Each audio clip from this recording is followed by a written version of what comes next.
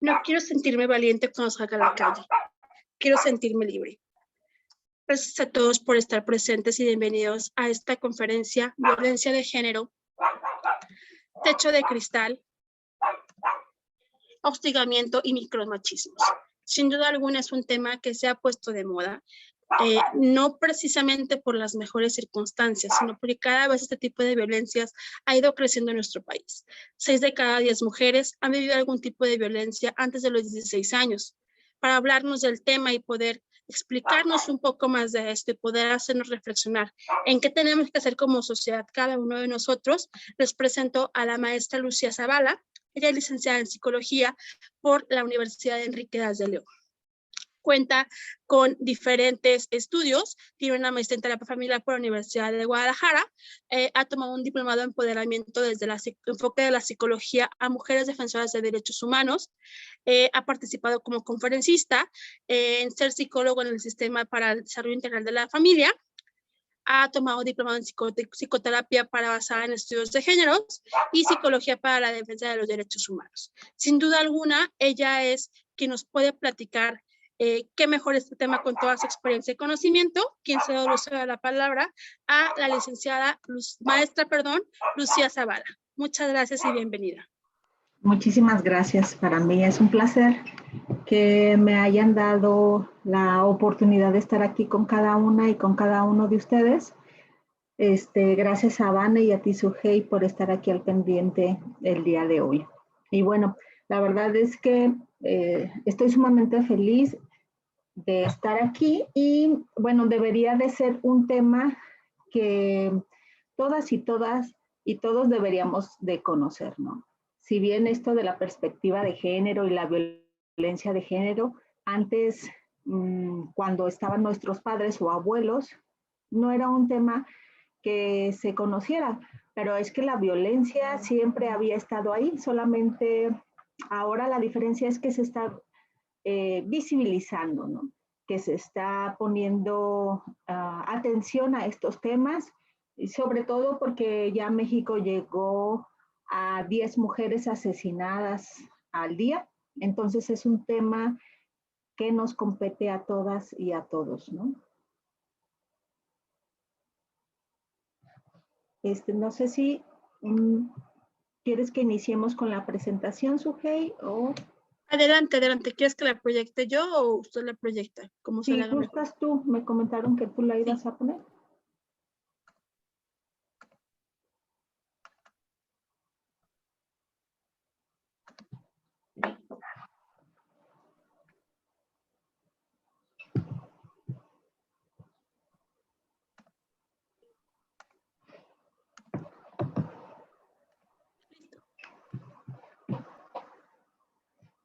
Muy bien, pues de nuevo es un placer estar aquí con ustedes.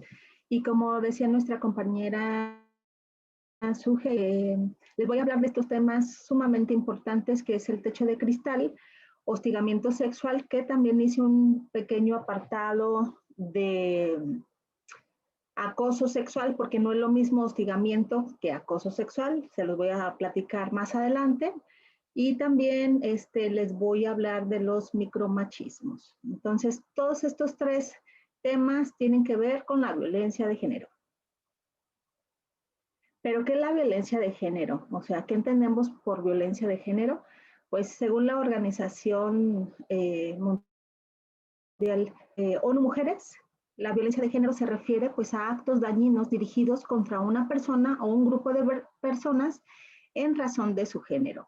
Tiene su origen en la desigualdad de género, el abuso de poder y la existencia de normas que son dañinas para nosotras y para nosotros, ¿no? ¿Qué quiero decir con esto? Bueno, que no es lo mismo la violencia que recibimos nosotras las mujeres a las violencias que reciben los varones, ¿no? Entonces, como les comentaba hace un momento, los feminicidios es un acto atroz que se encuentra en la punta del iceberg de las violencias de las que somos objetos las mujeres a nivel mundial y se da precisamente este tipo de violencias por el hecho de ser mujer, ¿no? La mayoría de estos actos son cometidos por las parejas de estas mujeres que creen que, por ejemplo, si terminan una relación, Pues eso no es posible porque ellos se creen dueños de los cuerpos y de las vidas de estas mujeres, ¿no? Por eso se le llama violencia de género, porque es en razón de género, por el hecho de ser mujer, ¿no? El término, voy a mover un poquito aquí listo.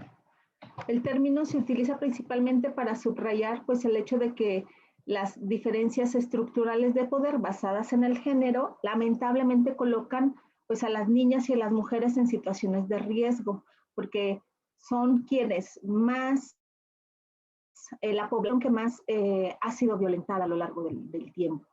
Todas las personas, o en la mayoría de nosotras y de nosotros, hemos sido violentadas o violentados de alguna u otra forma, ya sea sexual, económica, patrimonial, laboral, psicológica o física.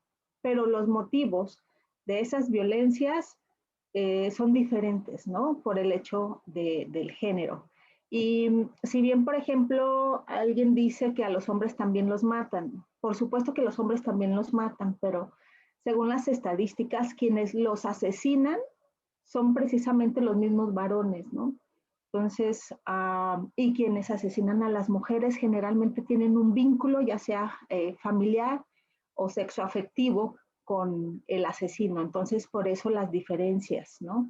En algún momento escuchaba que, por supuesto, un varón tiene el riesgo de ser robado o asesinado, ¿no? Por robarle sus pertenencias, pero una mujer tiene el riesgo de ser robada, violada, mutilada, asesinada, ¿no?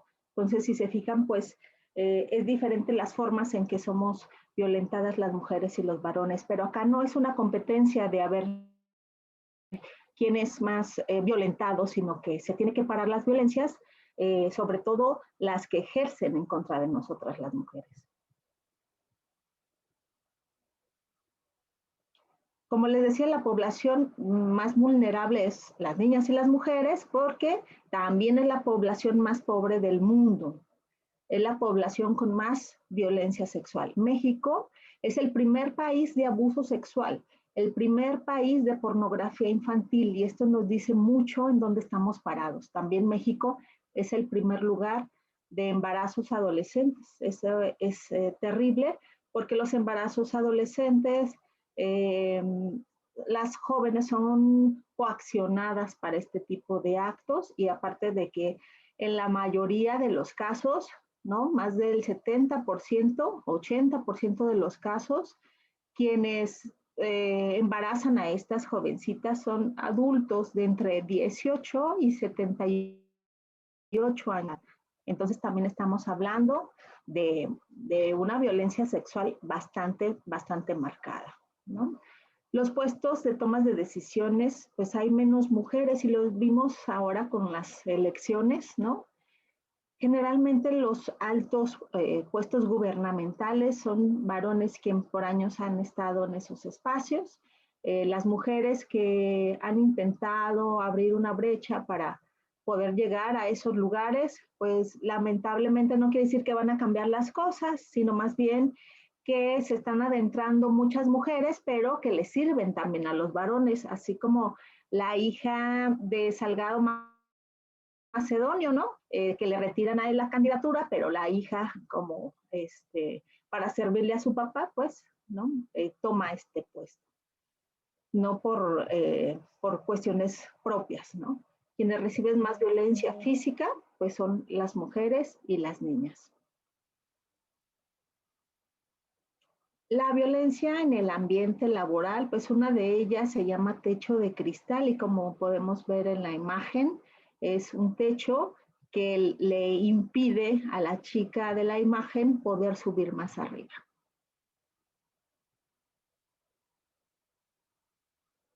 El techo de cristal, ¿a qué nos referimos con esto? Pues es una metáfora que designa un tope para la realización de la mujer en la vida pública, generado por los estereotipos y las construcciones culturales de la sociedad, pues a través del tiempo. Este límite detiene la ascensión, es decir, que suba más peldaños piramidales las mujeres hacia puestos de altas jerarquías e impide en su realización personal en la esfera del reconocimiento público.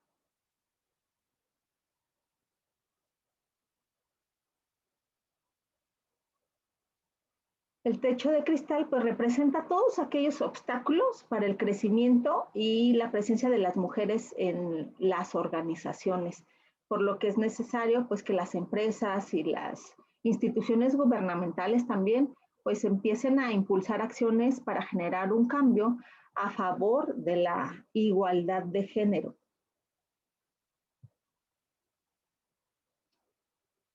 Pero ¿a qué obstáculos me refiero con esto del techo de cristal? Pues bueno, uno tiene que ver con que a veces la asignación de los puestos en ocasiones o en muchas ocasiones no son precisamente por méritos, ¿no? O sea, yo conozco a fulanito, entonces a fulanito sí le doy ese puesto. Es que sultanito no sabes lo barbero que es con el jefe o con la jefa y entonces a él también le doy ese puesto. Es que él puede viajar, ¿no? Porque los varones generalmente no tienen un vínculo cercano familiar, ¿no? Y digo generalmente, se vuelven un mueble más en casa, no se involucran en las labores del hogar, no se involucran en la crianza de los niños o de las niñas, de sus propios hijos, ¿no? No digo que todos, pero hay muchísimos que así lo hacen, ¿no? Entonces, también, pues eso es uno de los obstáculos. Se considera que la mujer, pues tiene falta de capacidad de mando, que las mujeres calladitas se ven más bonitas, que una mujer no puede discutir, que una mujer no tiene autoridad. Pensar en un ascenso de una mujer generalmente dice, no, pues seguramente con alguien se acostó, o son coaccionadas a tener ciertas conductas sexuales para llegar a esos lugares de acceso, que también eso es una violencia sexual, ¿no? Existen pues también dificultades de acceso a los estudios y a las cuestiones académicas, porque todavía en la actualidad hay familias que no le brindan la posibilidad de estudiar a las mujeres, que porque se van a casar y entonces para qué pierden, y como se van a casar, pues se van a quedar como a la crianza de los hijos e hijas, y entonces, ¿por qué perder el dinero en alguien que no se va a dedicar a ejercer? Y eso también pues dificulta mucho que las mujeres puedan tener acceso a puestos importantes. El acoso u hostigamiento sexual es otro de los obstáculos, porque es muy común que la mujer renuncie o se vaya a otros espacios cuando se es hostigada sexualmente. Obstáculos internos que tienen que ver como con algo personal, pero que también la sociedad contribuye a esta imagen es, por ejemplo, el baja autoestima. El autoestima no nacemos con una autoestima. Esa se va alimentando de los dichos, de las frases, de las cosas que nuestro entorno, nuestra familia y personas cercanas nos dicen. Entonces, si crecemos en un entorno que tú eres niña, tú no puedes hacer esto, nada más los niños, las niñas no son contestonas, las niñas no se defienden, las niñas se tienen que quedar calladas, las niñas son inferiores a los hombres, pues esto va generando una baja autoestima, ¿no? Que pues merma a la hora de tener la seguridad para tener algún puesto directivo. También otra cosa es mucho miedo a equivocarnos, ¿no? Pareciera que ahora que estamos en algún puesto importante, pues el equivocarnos es tomado como la peor de las cosas, ¿no? Como si no fuéramos humanas y no tendríamos por qué equivocarnos, ¿no? Y se toma muy a pecho también toda esta situación. Otro de los obstáculos internos es creer que no merecemos, ¿no? Pensar que no merezco un puesto, que no merezco llegar allá, que a lo mejor alguien es más bueno que yo, dudar de nuestras capacidades, imaginar que cada uno de nuestros logros ha sido solo por suerte o cosas del destino y no por nuestras capacidades de poder estar en esos espacios. también de los obstáculos y tiene que ver con los roles familiares. ¿Qué quiero decir con esto? Que las mujeres a veces también se puede llegar a no ofrecerles puestos directivos porque están al cuidado, en su mayoría las mujeres, de la crianza de los niños o de las niñas, o del cuidado de los padres, o el cuidado de los abuelos, o del cuidar a los otros, pero menos a una misma, ¿no? Y entonces se nos educa para pensar siempre en los otros y en las otras, y no pensar en una. Además, súmenle que las tareas de casa, pues se cree que son exclusivas de las mujeres, entonces también eso dificulta porque al tener más actividades en un puesto directivo, se piensa pues que no podrían con esta doble jornada laboral, ¿no? Que es extenuante y que cansa mucho a todas las mujeres que terminan el trabajo acá laboral y llegan al trabajo de casa, ¿no? Adelante.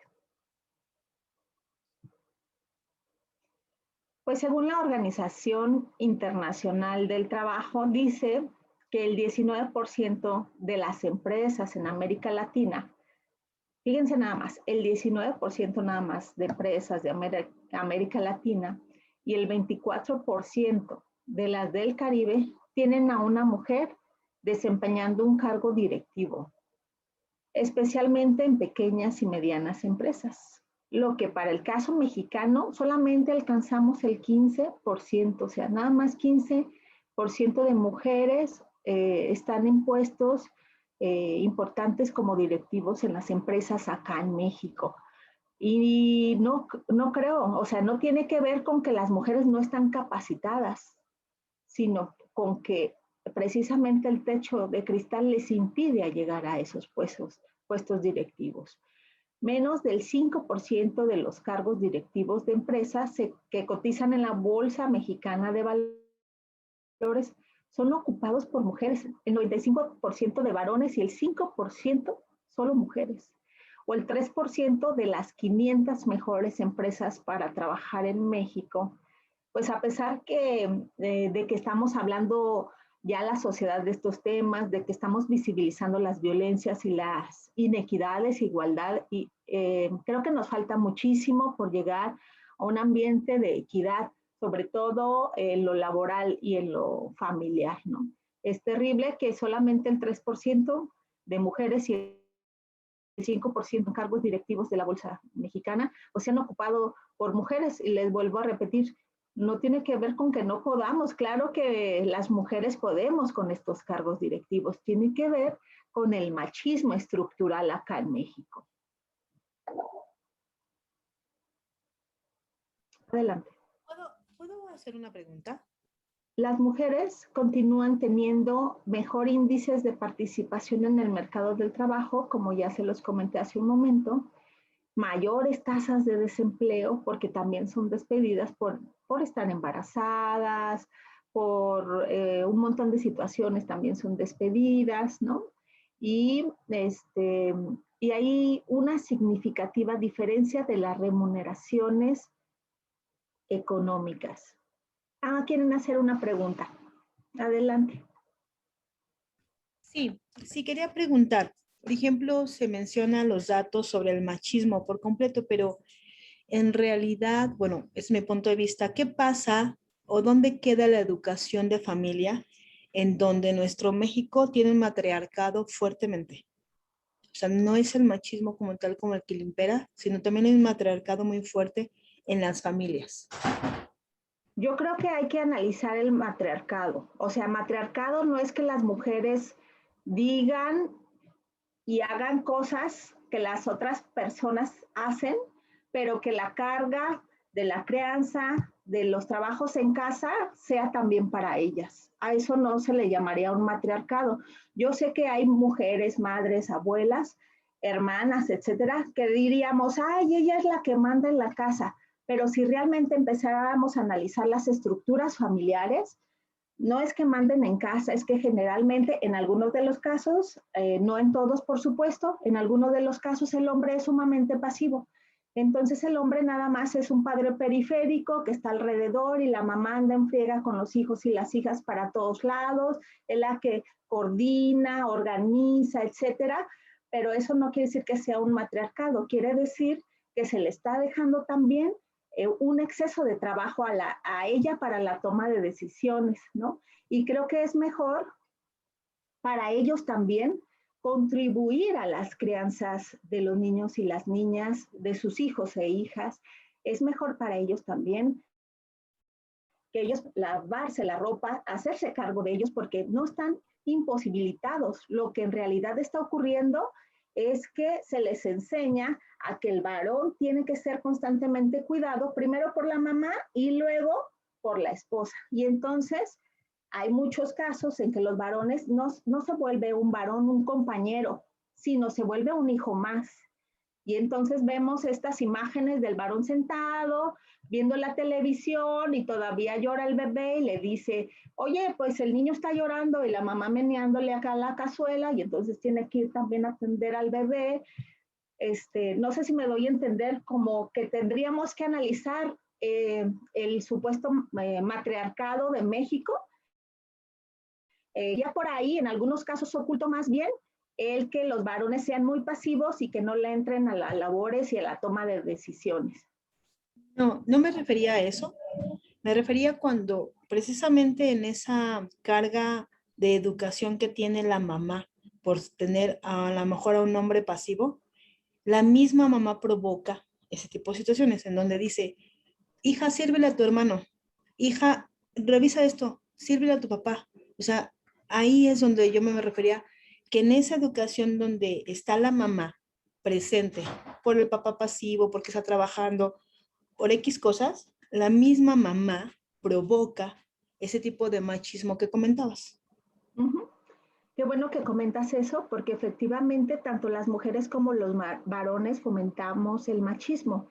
Este ejemplo que mencionas acerca de que una mujer replica los roles de género, ¿no? Tiene que ver con que esa mujer también creció en una familia patriarcal, en donde a ella también se le enseñó que tenía que servir a un varón. Y entonces ella cree que eso es la verdad absoluta. ¿Y qué hace? Bueno, pues enseña a la hija, ¿no? A que también sigan estas cadenas opresivas, ¿no? En donde las mujeres vamos a ser sirvientas de los varones como si ellos no pudieran hacer cosas, porque la verdad es que me parece injusto que los pongamos como seres que no pueden. Yo tengo mucha fe en que pueden hacerlo, en que pueden involucrarse en tareas de casa y en que pueden involucrarse en la crianza, porque también ellos terminan perdiendo. Imagínate ser nada más visto como una cartera, como el único proveedor económico, pues es un cargo y un peso sumamente grande, y creo que lo mejor que puede venir ahora en las nuevas relaciones y en las que ya están es precisamente las relaciones equitativas, en donde ambos críen a hijos, a hijas. Ambos, si deciden así, aporten económicamente. Ambos también se dediquen a las labores del hogar. O sea, que esto sea una situación totalmente equilibrada, consensuada, en que los dos puedan platicar qué quieren hacer, qué les gustaría hacer para el beneficio de las familias.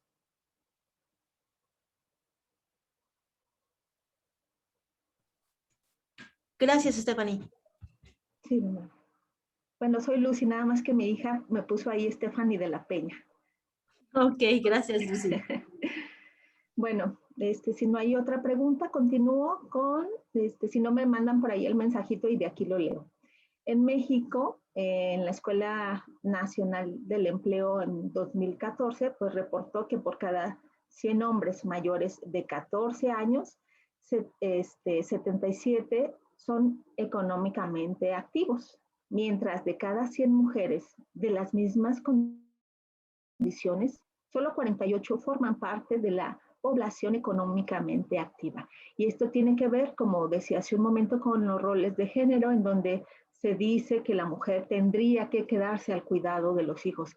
Y acá no es que sea malo que alguien cuide a sus hijos o a sus hijas. Lo malo es que no se les está preguntando, ¿no? Se les está obligando a que esa es tu labor y a justificar con una falacia que dice el instinto maternal, que ha sido como una de las medidas que nos han vendido para que nos quedemos sin recursos económicos cuidando de casa, en un trabajo exhaustivo 24 horas, 7 días de la semana y pues con cero remuneración económica. Adelante. ¿Qué afectaciones tenemos por estos temas? Bueno, la feminización de la pobreza. ¿Qué quiere decir esto? Pues como les dije hace un momento, las mujeres y las niñas somos quienes más pobreza tenemos. Imaginemos que el 61%, no imaginemos, es real, pero el 61% de la población mundial somos mujeres, pero solamente el 1% tenemos como dueñas del territorio. Imagínense ustedes que solamente 1% de mujeres es dueña de algo. Eso nos dice mucho con respecto a la inequidad y a la pobreza, etcétera, ¿no? Pues tenemos también a mujeres que están trabajando más y ganando menos, y también además las dobles jornadas laborales que les decía yo, que se trabaja en el trabajo laboralmente, llegar a casa, ¿no? Eso se le llama dobles jornadas laborales. Los ingresos pues son realmente precarios porque pues si se le paga menos a una mujer a veces por el mismo trabajo, pues entonces la familia se le recortan mucho los recursos económicos. También otra de las afectaciones es menos acceso a la salud por trabajos informales. La mayoría de amas de casa, de mujeres que se dedican al hogar, están buscando la forma de las ventas por catálogo o buscando otras maneras para poder subsistir en este sistema capitalista. Y pues les cuesta mucho trabajo que les den primero como seguros, ¿no? La mayoría de estas ventas no hay prestaciones, ¿no? Aquí nada más ganas en proporción a lo que vendas. Entonces eso también la limita mucho a accesos de la salud y pues a futuro la cosa más terrible, que no tienen derecho a ninguna pensión. Entonces las cosas son realmente alarmantes. Adelante. Ahora vamos al siguiente tema, que es el hostigamiento sexual y el acoso sexual. ¿De qué estamos hablando de cuando decimos hostigamiento sexual? Bueno, que el hostigador está en una posición de subordinación, es decir, que tiene un puesto más arriba que el de la víctima, o sea, ya sea jefe o un directivo y la secretaria, etcétera. Y el acoso sexual estamos hablando que se representa horizontalmente, es decir, entre compañeros de trabajo que tienen como la misma jerarquía laboral. Eso hace la diferencia entre hostigamiento sexual y acoso laboral. Recuerden, el hostigamiento sexual tiene que ver con que el hostigador tiene un puesto más alto y la víctima es una subordinada o un subordinado. Y en la cuestión del acoso sexual es entre compañeros con el mismo rango dentro de una empresa, ¿no? Un ejemplo de ellos es, por ejemplo, de hostigamiento sexual son los maestros con las alumnas. Él tiene un puesto jerárquico mayor que la alumna, entonces ahí es hostigamiento sexual. Continuamos. Como les decía, es el ejercicio del poder en una relación de subordinación real de la víctima frente al agresor en los ámbitos ya sea laboral o escolar. Se expresa con conductas pues verbales o físicas o ambas. Están relacionadas con connotaciones sexuales de manera lasciva. Adelante. El hostigamiento sexual pues se agrava por medio de la discriminación cuando hay motivos para creer que la víctima se niegue a estas peticiones del hostigador, ¿no? Y entonces esté en riesgo un ascenso o pues hasta su trabajo o su nueva contratación. Y el medio del trabajo, el medio laboral se vuelve bastante hostil, porque se ha escuchado, yo que doy psicoterapia, en ocasiones le hacen, como dicen comúnmente, la vida de cuadritos a la víctima para que ella termine huyendo a otro espacio. por haberse negado a situaciones del hostigamiento sexual. Es importante que podamos analizar este tema que siempre se ha dado, nada más que se había normalizado con anterioridad y ahora no, ahora se es visibilizado y pues hay leyes que también lo castigan. Adelante. Y por otro lado, el acoso sexual es cualquier comportamiento físico o verbal de naturaleza sexual que tenga el propósito o produzca el efecto de atentar contra la dignidad de la persona particular cuando se crea en un entorno laboral intimidatorio, degradante u ofensivo. Aquí vemos la imagen de una chica que está mirando la mano de su compañero. Es importante que si se va a tocar el cuerpo de alguien, así que alguien cumplió años, se le pregunte si pueden hacerlo, ¿no? Hay hombres que te saludan y te jalan para darte un beso a fuerzas, y entonces eso ya no se puede permitir, pues, porque la diferencia la hace el consentimiento. ¿Qué quiere decir esto? Si la otra persona quiere. Es algo tan fácil de poder diferenciar, ¿no? Y hay que tener mucho ojo cuando la otra persona no te da permiso de tocar, ni de saludar de beso, ni de tener ningún otro contacto que no sea pues con respeto y en el entorno meramente laboral. Adelante. En México, pues los casos de acoso sexual hacia las mujeres, sin considerar pues otro tipo de hostigamiento, superan 25,000 al año, pero únicamente el 40% es denunciado, según las estimaciones de la Secretaría de la Función Pública. Y pues bajo formas de denunciar, ¿no? Porcentajes para denunciar tienen que ver con que no se le crea a la víctima, tiene que ver que por años nos han culpabilizado a nosotras de ser hostigadas o de ser acosadas, ¿no? Por la ropa que usamos, por ser amables, y no es cierto. La verdad es que hay que responsabilizar a quienes realmente son responsables. Lo que sucede es que muchas veces pues, las personas callan y prefieren buscar otro empleo antes que denunciar, ¿no? O en otros casos es como, no, nada más cambiamos de espacio al compañero hostigador y sigue hostigando en otros lugares, ¿no? Con toda impunidad, y se despide en muchas ocasiones a quienes denuncian el hostigamiento sexual, sobre todo cuando es el hostigamiento por parte de un directivo o de un jefe. Adelante. ¿Cuáles son los tipos de hostigamiento, de acoso sexual? Bueno, hay físicos. Esta violencia física, tocamientos, pellizcos, caricias, acercamientos innecesarios, abrazos o besos indeseados, familiaridad innecesaria, tal como rozar deliberadamente a alguien, conductas que pueden ser delitos, entre otras cosas. No sé si alguna o alguno de ustedes llegó a ver este video de un candidato en donde al pasar a un lado de su compañera que también era candidata, le tocó el trasero, y a pesar de que estaba el video muy claro, ¿no? Todavía ella salió a defender lo que jamás le había faltado el respeto, cosa pues que no ocurrió. Sí, así es. Entonces, y todavía sale la chica a defenderlo, ¿no? Y bueno, se quiso lavar las manos, cosa pues totalmente reprobable, porque ahí está el video muy claro del hostigamiento sexual que tuvo esta joven. Adelante.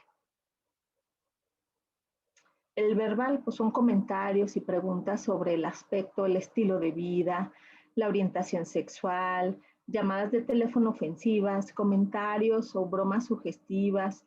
Mucho ojo, porque acá es bien normalizado que dice que el mexicano y el albur, híjole, qué divertido. Pues no, mucho ojo con quién hacemos nuestros comentarios, porque esto puede ser una situación de acoso u hostigamiento sexual. Bromas sugestivas, comentarios condescendientes o paternalistas, invitaciones no deseadas para el sexo o persistentes peticiones de salir a citas, preguntas intrusivas acerca del cuerpo, pues de la vida privada de la persona, insultos, burlas de naturaleza sexual y amenazas, entre otras cosas. Sobre todo, no sé ustedes en algún momento les ha pasado, pero hace unos días me pasó que algunos compañeros del trabajo empezaron a bromear una situación, uno se agacha y el otro por atrás le empieza a decir ofensas sexuales, ¿no? Y entonces, pues yo intervine y le dije al compañero que no debería de dirigirse así, y que sobre todo porque somos servidores públicos y tenemos que guardar el respeto hacia las demás personas de nuestro alrededor, ¿no? Entonces, mucho cuidado eso el albur y los chistes y todo eso, pues ya tenemos que pensárnosla porque sí, efectivamente son sancionables, ¿sale?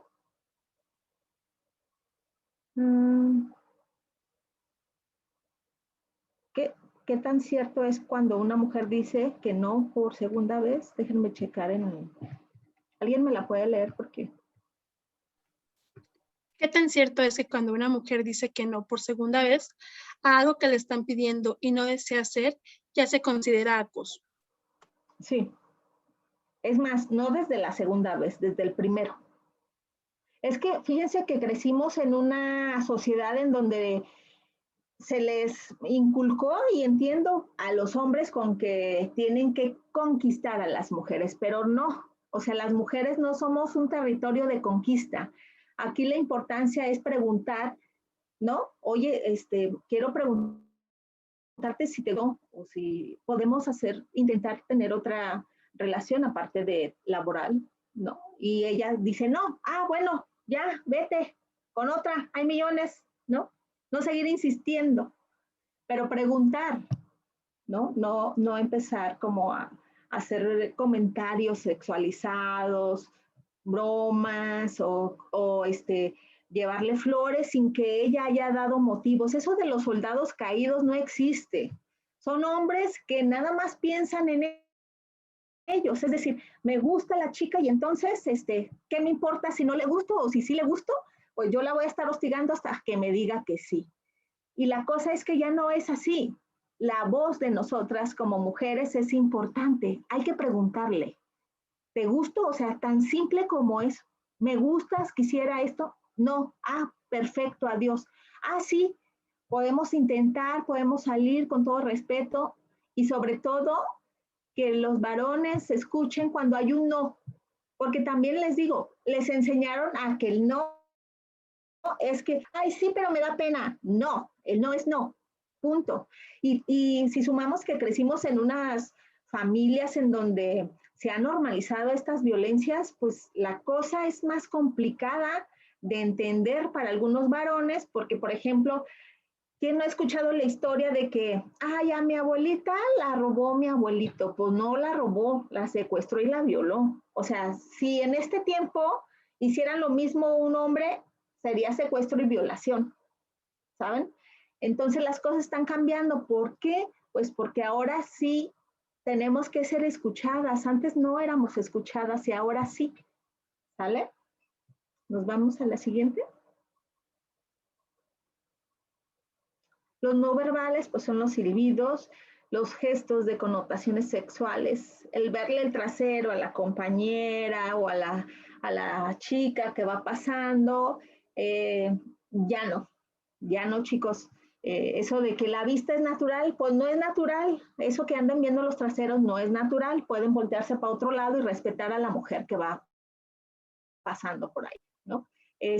Presentación de objetos pornográficos, miradas lujuriosas, como les decía, fotos, protectores de pantalla, correos electrónicos, mensajes de texto sexualmente explícitos, uso de diversas redes sociales electrónicas o digitales con fines sexuales, esos grupos de WhatsApp que tienen los chicos donde se pasan el pack, es un delito. Acceder a sitios de internet sexualmente explícitos, avances inapropiados en redes sociales, entre otras. Y sí me enfoco mucho en estos grupos de WhatsApp porque es bien normalizado que los hombres tengan estos grupos y a las compañeras de trabajo suban sus traseros ahí, miren lo que me estoy comiendo, y hacen como si fuéramos cosas las mujeres, ¿no? Como si fuéramos objetos que ellos pueden estarnos utilizando, y aparte pues denigran también la imagen de las mujeres. Entonces eso está prohibido, y sobre todo ahora que entró la ley Olimpia, que la ley Olimpia tiene que ver con que un hombre no puede rolar fotografías de sus exparejas, así haya sido consensuado, así la chica se haya tomado la foto y se la haya mandado, no la puedes rolar porque es un delito, porque esa foto no te pertenece porque no es tu cuerpo. Así es que, hay que quitar en una empresa. Si el fondo de protector de pantalla tiene algo pornográfico como un trasero, una chica en bikini, se tendrá que intervenir y decirle, compañero, pues tiene que quitar usted esas imágenes de acá. ¿Vale?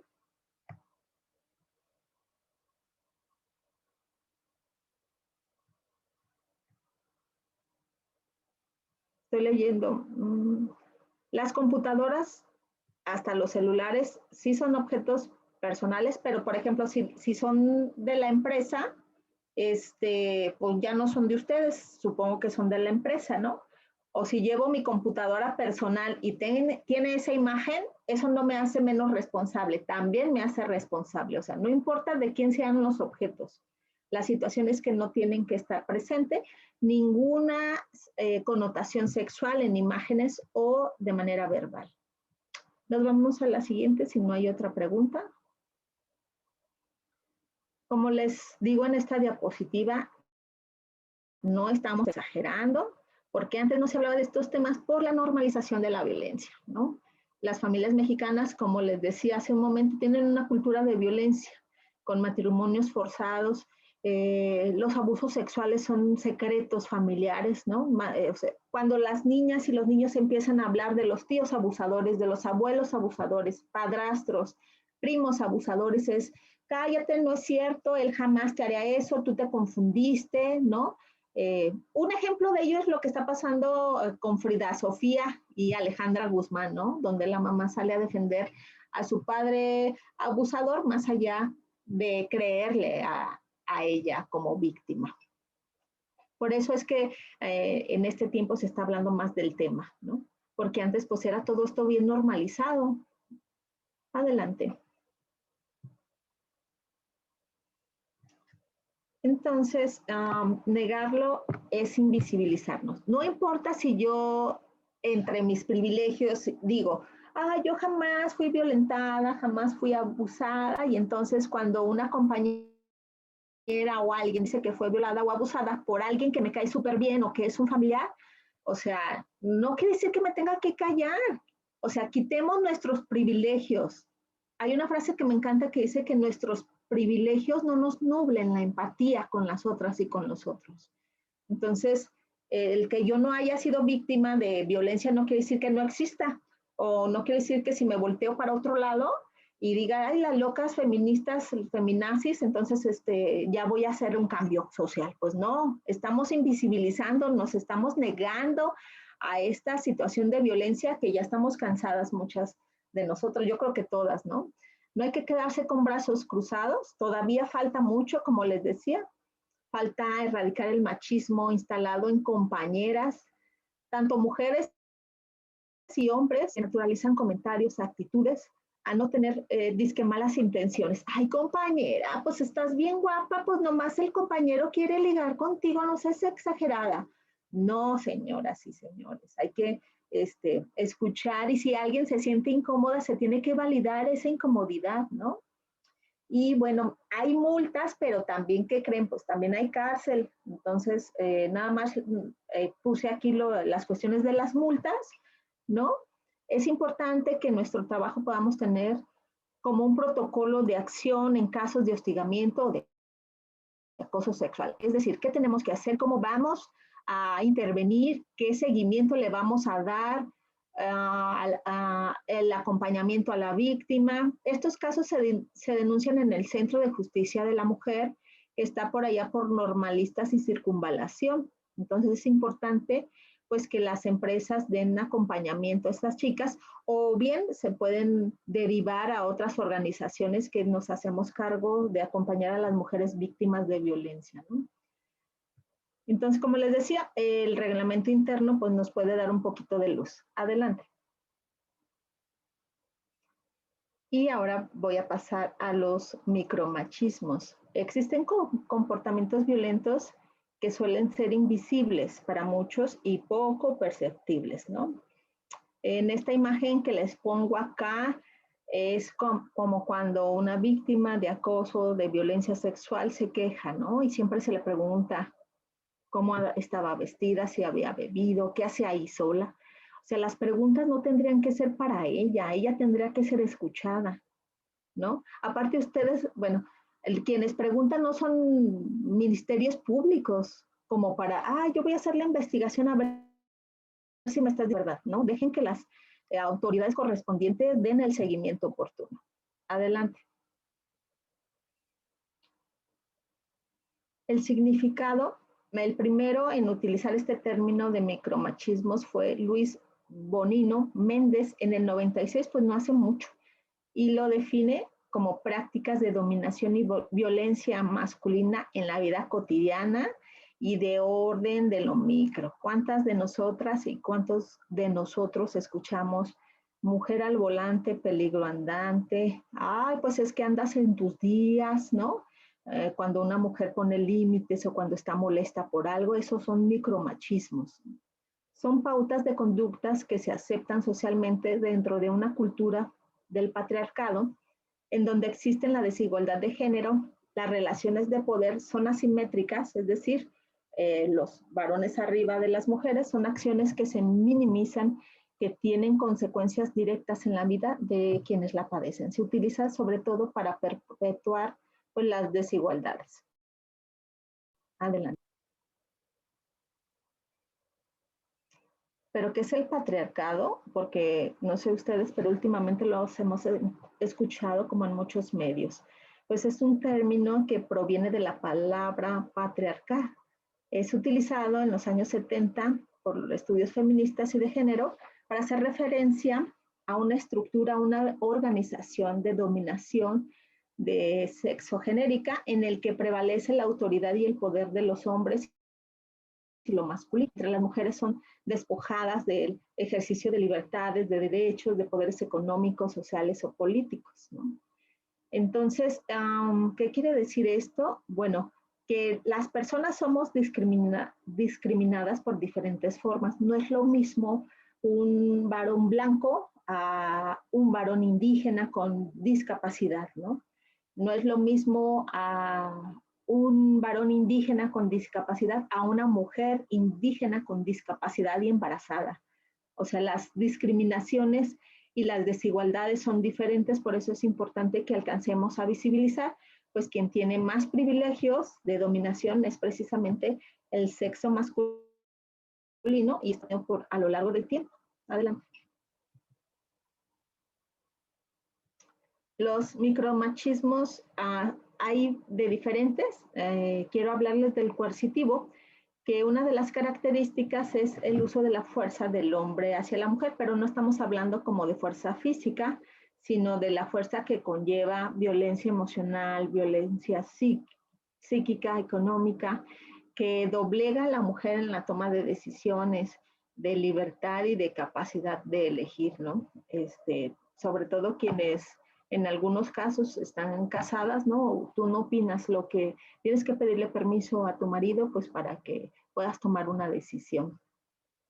Ejemplo, si te vas, te quito a los niños porque eres una mala madre, no te voy a dar dinero porque te lo gastas en cosas que no debes. Generalmente estas frases las encontramos en mujeres que quieren poner límites con las parejas, ¿no? Y entonces ellos buscan formas de coaccionar a la toma de decisiones de una mujer, al no dejarla decidir con libertad, por miedo a muchas situaciones que pueden tener. Adelante. El control económico, pues muchas mujeres, como sabemos, no pueden salir de esos vínculos violentos por cuestiones de dinero, pues a dónde se van, con qué mantienen a los hijos, ¿no? Sienten que si se alejan no podrán subsistir económicamente y sobre todo porque la sociedad dice que están ahí porque quieren. Ninguna mujer, créanme, quiere ser violentada. Así una la acompañe y ponga denuncia en contra de su pareja y a veces estén juntos, no nos toca a nosotras y a nosotros juzgar la toma de decisiones de una mujer que ha crecido con la idea de que esa es la única forma de ser amada y con alguien a quien le destrozaron tanto la vida que creen que lo mejor que le puede pasar es estar con ese hombre violento. Entonces, esta es otra forma de violencia. La insistencia abusiva es por agotamiento. La mujer cede frente a determinadas situaciones. Así las mujeres pueden cambiar de opinión o modificar sus conductas ante la insistencia prolongada. Por ejemplo, aquellas que dicen, bueno, tienes razón, ya no quiero discutir, como tú digas, vámonos a lo que sigue, ¿no? Esa es una forma también de micromachismos y de violencia. Adelante. La apelación a la superioridad de la lógica varonil. Estas microviolencias se manifiestan en ámbitos que exceden lo doméstico y suelen ser muy comunes también en hábitos laborales, ¿no? Se desacredita cuando una mujer dice en una junta, tengo una idea y si hacemos esto y esto y esto, y es como, no, si tú lo estás diciendo, no. Pero si lo dijera un hombre es como, oh, Dios mío, eres tan inteligente, qué ideas tan innovadoras tienes, ¿no? No digo que se den muchos trabajos, pero sí se da. Se desacredita el género femenino imponiendo ideas o conductas bajo la premisa de que los hombres tienen el monopolio del saber. O sucede en casa cuando la mujer le dice a la pareja, oye, no hagas esto porque va a ocurrir eso. Y el hombre, sin empacho, duda de la capacidad intelectual de su pareja, lo hace y después las mujeres nomás dicen, atinan a decir te lo dije, pero tiene que ver con que precisamente los hombres se creen, algunos de ellos, pues que ellos lo saben todo, ¿no? ¿Cómo una mujer me va a decir cómo hacer las cosas? Adelante. Y bueno, el micromachismo encubierto tiene que ver con el abuso de la capacidad femenina del cuidado. Como les decía hace un momento, las madres tradicionales, ¿no? Deben de ocuparse el vínculo de los hijos sin descuidar a la pareja, como si la pareja tuviera que ser cuidada. También hay cuidados domésticos, dejando de lado en la mayoría de los casos la propia autorrealización o deseos. ¿Cómo sería al revés? Sí, perdón, ¿cómo se le llamaría cuando es al revés? Cuando una mujer teniendo un lugar de poder, llámese que sea la que aporte más en casa o la que tenga a cargo a un equipo de trabajo, en donde minimiza el trabajo del hombre, o sea al revés la situación. ¿Cómo se le llama ahí? Pues yo creo que posiblemente la mujer también está teniendo conductas violentas. En este caso también el hombre tuviera derecho a poderlo visibilizar en el entorno laboral.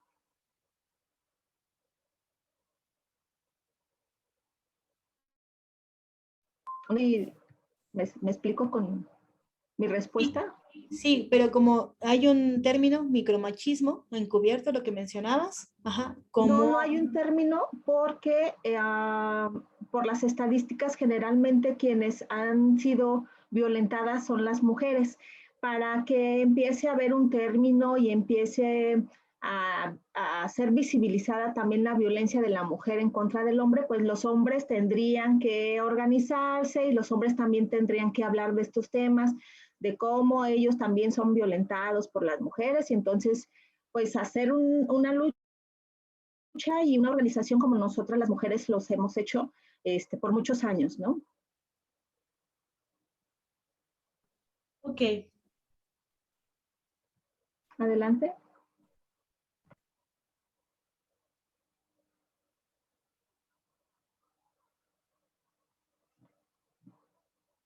La falta de reconocimiento hacia la mujer, generalmente no se le reconocen ni sus deseos, ni sus necesidades, ni sus aportes, ni sus derechos.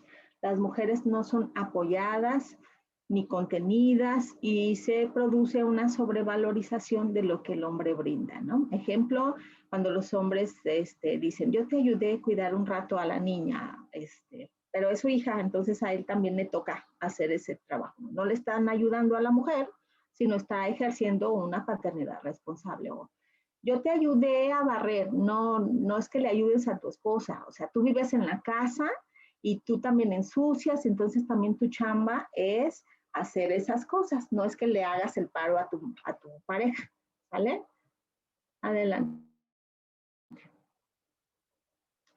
La desautorización, el hombre desautoriza basando en la idea de la superioridad masculina, la posesión absoluta de la razón. Acá se incluye el menosprecio y la desvalorización, ambas actitudes avaladas por la cultura machista. Se da en muchos casos en donde la mujer asciende a un puesto importante y entonces los varones en algunos casos, ¿no? Dicen, no, pues como ella me va a mandar a mí, no, que ella no me mande. Entonces hacen otras cosas que para invisibilizar la toma de decisiones de las mujeres. Adelante. Paternalismo, me voy un poquito más rápido porque creo que ya casi acabamos. Se produce una falta de tolerancia hacia la independencia de la mujer y se recurre a la posesividad, al autoritarismo bajo la forma de cuidados protectores o paternalistas para retomar el control de la relación. Otra de las cosas es la manipulación emocional. El efecto es usado como método de control. La mujer duda de sí misma, sufre de inseguridad y de dependencia de opiniones y acciones que realiza el hombre para manipularla. Quienes trabajamos en la erradicación de la violencia en contra de las mujeres, pues nos hemos encontrado con muchos casos que ellas nos dicen, es que él me decía que estoy loca, que no era cierto, aunque yo lo haya visto con los mensajes, aunque yo lo haya visto abrazado de no sé quién, él me dice que no es cierto, que yo inventé, que no sé qué, y entonces esa es como terminan dudando de su palabra y entonces se creen locas, pero no están locas. Adelante. Micromachismo de crisis se utiliza en los momentos en los que la relación se desestabiliza y se produce un aumento de poder personal en la mujer. El hipercontrol, estamos hablando de que se activan los mecanismos de control, se vigila las actividades de las mujeres, ¿no? Oye, ¿por qué no has llegado? Pero si haces 20 minutos del trabajo a la casa, ¿por qué no estás aquí? Mira, que no sé qué. Otra cosa, y lo repetí, disculpen, adelante. Victimismo, el hombre se hace la víctima ante los nuevos cambios de la relación. Es que ya no me cuidas, pues es que ya no me quieres preparar mi comidita y lavar mi ropa que yo ensucio y planchar la ropa que es mía. Por eso ya no me cuidas y ya no me quieres y entonces pues estoy muy descuidado y estoy muy triste, ¿no? Ese es el victimismo. Adelante. Pues quise hacer este pequeño apartado acerca de los feministas o aliados, ¿no? Que se dicen que están muy deconstruidos y dicen, no, machista, ¿cómo? Si yo cocino, plancho y hago esas cosas que deben de ser las mujeres, ¿no? Pues esa es también una misoginia interiorizada, ¿no? En donde él cree que eso nos toca a las mujeres y que él está siendo un buen hombre. Y lo que les mencionaba, yo te ayudo con los niños, yo te ayudo con la casa, no es ayuda, es tu responsabilidad, ¿verdad? Porque los niños y las niñas no vienen solos. Hay que hacerse cargo también ustedes de esto. Adelante. Los cambios que son importantes que realicemos es romper el pacto patriarcal. Quiere decir que cuando mi amigo dice cosas ofensivas de la compañera, decirle, oye, no seas tan grosero, respeta, ¿por qué estás hablando así de la compañera, no? Oye, borra esas fotografías, ¿por qué estás rolando las fotografías de la compañera? Esto es un delito. Tenemos que visibilizarlo. Si nos volteamos para otro lado, les digo que no cambiamos nada. Dejémonos de callar, tenemos que apoyar y no desconfiar de las víctimas y pues algo también importante es que continuemos conociendo de estos temas. Adelante. Y bueno, por mi parte sería todo. No sé si alguien más tenga alguna otra pregunta.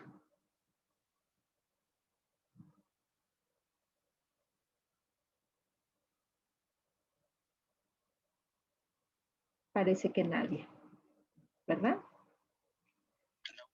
Desde la empresa, Virginia nos dice que hacer desde la empresa, como les dije, hacer protocolos de atención. Esto que están haciendo Sujei y Vane, que les agradezco mucho que me hayan invitado, aunque algunas personas digan, oh, qué chido el tema, u otras personas digan, ay, no, las viejas están exagerando y no sé qué les pasa. El que de todos modos esté hablando de estos temas ya dentro de las empresas, pues estamos abriendo una brecha importante. El que tengan ustedes estas capacitaciones también son sumamente importantes y como les decía hace un momento, los protocolos para atención en cuestiones de las víctimas también son importantes, Virginia.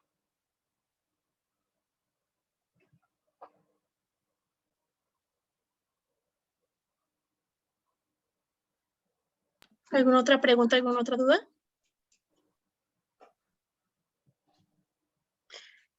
Me parece que no. Pues maestra Lucía, muchísimas gracias por compartirnos toda su experiencia, conocimientos, sin duda. Fueron muchos temas en muy poco tiempo y creo que fueron como un boom de información, ¿no? Al final hay mucho por hacer y creo que si bien cada que escuchaba algo de los micromachismos me veía reflejada y más de algunos sentí como de, pues inconscientemente, ya lo traemos en el chip, ¿no? Pero creo que nos corresponde romper nosotros el molde y comenzar a actuar, ¿no? El ser conscientes de la situación, ser conscientes del tema, de comenzarlo a dejar de ver como un tabú, poco a poco iremos transformando empresas. Aquí se encuentran varias personas de recursos humanos y pues me encantaría que ellos también se llevaran sus datos para que la pudieran contactar, ampliar el tema, platicar, asesoría, bueno, pues ya. Hay que dar su correo electrónico. Yo por mi parte le agradezco mucho en nombre de Coparmex. Muchas gracias. Gracias a todos por conectarse y a todas. Y nos vemos la próxima semana en la siguiente conferencia. Muchas gracias. Les agradezco muchísimo. Cuídense mucho. Hasta luego, maestra. Gracias. Hasta luego.